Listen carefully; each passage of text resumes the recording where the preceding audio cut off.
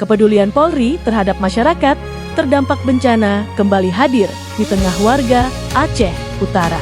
Melalui program Poluan Peduli Kemanusiaan, Poluan Polres Lok Semawe menyalurkan bantuan sosial sekaligus melaksanakan kegiatan trauma healing bagi anak-anak dan para guru korban banjir di Desa Pusong, Kecamatan Samudra. Kegiatan kemanusiaan yang berlangsung sejak pagi hari ini dipimpin oleh Kabak SDM Polres Lok Semawe, Kompol RA Asmainur, bersama para senior dan personel Poluan. Kehadiran mereka disambut hangat oleh masyarakat, khususnya anak-anak yang terdampak langsung musibah banjir. Kami berkunjung ke Desa Samudra, tempatnya di Bate ya, karena pasca banjir kemarin dan jadi kita hadir ke sini untuk memberikan sedikit bantuan dan mengembalikan keceriaan anak-anak yang ada di sini.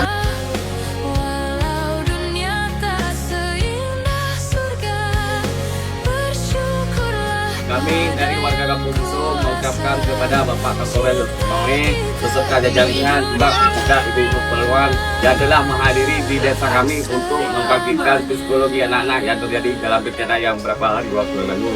Namun dalam bahan beberapa ini bantuan yang kami Bapak atau Ibu yang salurkan juga akan kami salurkan kepada yang untuk anak-anak yang kena banjir.